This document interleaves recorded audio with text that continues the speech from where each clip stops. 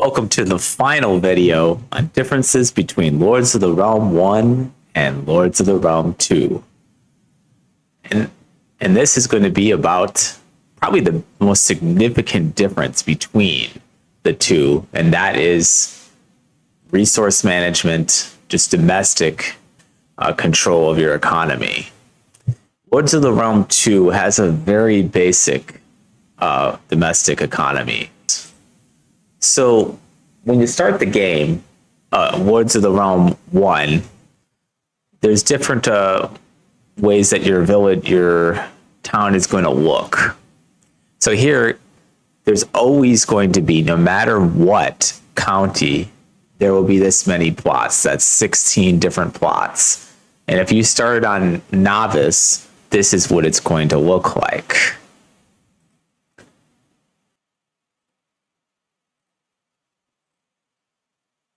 And if you started on easy, which is the next step up, it'll look like this.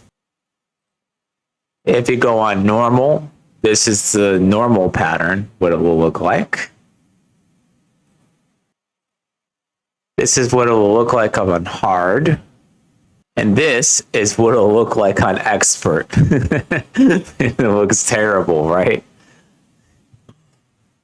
So your management of your economy is a huge part of Lords of the Realm 1, and not really much that large of a part in Lords of the Realm 2. The reason for that is one reason is land management. Just simply, this is how many people it requires at this time to maintain simply the 3 fields that I have in place here. I need that many, 22 people just to maintain these fields. Also, you pretty much need to, I guess you don't necessarily have to, but you pretty much have to have a mixed economy. Which means you'll need some cows and you'll need some wheat to have a stable food economy. Because in this game, you need cows are the only resource you can eat that will produce. The only resource that will produce food that doesn't require you to straight up eat it. So each cattle you have produces 10 food without eating the cattle. And the population can increase pretty fast, and it's very, very quick, right? You'll run out of food very quick. And once you start eating cattle, you'll start eating into your food economy real quick. The options, like the advanced options in Lords of the Realm 2, are the default options in Lords of the Realm 1. So advanced farming is just default. Armies eating, that's default. Exploration aspect, there is actually no exploration aspect in Lords of the Realm 1. You can see everybody move. In fact, you can hear them move just all over the place. But also the way that you have to build your resources. So see, this is a proficiency that you get with each different area. So that's like your starting proficiency for each of quarrying stone, mining iron, chopping down wood, making weapons. So just like in Lords of the Realm 2, when you put on those advanced farming options, you don't get 100% proficiency unless you keep people on it. You keep training them on it. In this game, in Lords of the Realm 1, it's actually extremely difficult to get iron, stone, timber, and to make weapons. You can only you'll get 1 iron, and 1 iron can make 50 weapons. Stone, you just get 1 stone, you'll get 1 timber. It has this little bar that fills up over time, but it can take a while before you get anything. Whereas in Lords of the Realm 2, it's of course very easy to get these resources. As you can see, some of the options in custom, these are just something you can turn on or turn off. You can start with a castle, and they have different statuses. See, you notice the difference. There's only 3 different statuses for your county in Lords of the Realm 2. Weak, medium, strong. Exploration.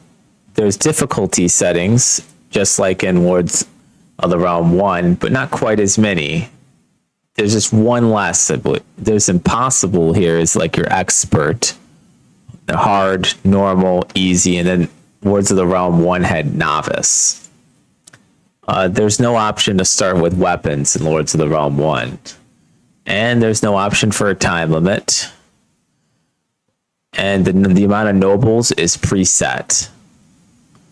And you can't start with an army, and you can't control your crowns. Overall, Lords of the Realm 2 gave a lot more options on these when it came to these things.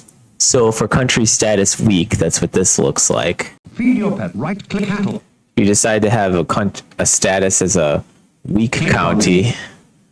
This is what it'll look like. You'll have 165 people, 47 happiness, and how many fields you have depends on what map you're on and what county. There's differences in counties and maps. You start on medium. This is what your county will look like. Significantly 300 more people, more happiness. If you start on strong, this is what your county looks like. I mean, that is a really strong start for your economy. So while I'm here, you'll notice another big difference between the two is that the happiness can go up to 100 in Lords of the Realm 2, whereas it can only go up to 40 in Lords of the Realm 1. Why this is a big difference is, if the happiness gets too low, your population will revolt. In Lords of the Realm 1, that it's a much shorter drop from 40 down than it is from 100. So you really have to take good care of your economy in Lords of the Realm 1. One of the really big differences between Lords of the Realm 1 and Lords of the Realm 2 has to do with the resource of sheep. Sheep are not in Lords of the Realm 2, as most of you guys already know. In Lords of the Realm 1, they play a pretty big part in your economy, at least at the beginning of the game, because they produce wool, and wool produce a lot of money. So I can sell all this wool and get that many crowns. And this can help you buy whatever resources you need. If you need to buy weapons for an army, if you need to buy mercenaries, etc. You buy sheep. If you don't play on novice, you will not start with sheep. So you'll have to buy the sheep and wait for them to reproduce and give you some wool. Obviously, they took these out in Lords of the Realm 2, probably to simplify the domestic management in the game. I think that one of the big differences in terms of domestic management was that they wanted to focus more on action, like sieging castles, having different battlefields and different fights, and just in general, they made making weapons easier, etc. They wanted to focus on that in Lords of the Realm 2 to make the game a little bit more action-packed, which makes a lot of sense considering they were trying to compete with games like Warcraft 2 at the time, who are real-time strategy games. They, of course, tried to do a real-time strategy game in the flop that was Lords of the Realm 3. I probably won't be playing that game. I really don't even know how to play that game, to tell you the truth. Lords of the Realm 3 was a very confusing and not a particularly enjoyable game to play. Another this is the final difference between them that I'm going to cover has to do with the merchant in Lords of the Realm 1 versus Lords of the Realm 2. You see, in Lords of the Realm 1, the merchant has these prices here. Each merchant that comes will actually have slightly different prices on these items. And over time, the market can get flooded with these different things. So for instance, right now, he wants to charge me this much for grain. I buy it at 6 crowns for 1 grain. 23 for 1 goat, 37 for a cow, 940 for weapons. That's actually not too bad. And also, as you can see, he doesn't sell iron, he doesn't sell wood. The prices are preset in Lords of the Realm 2, and they do not change as the game goes along. So as you can see, this is what it looks like later on. See how I have a lot of wool, a lot more sheep, a lot more cows, and you'll see the price of the wool go down tremendously. I mean, I have 419 wool to sell him, but he's only going to give me 6 crowns per each thing of wool, and I end up with basically the same amount of crowns I had at the beginning of the game, only selling significantly more wool.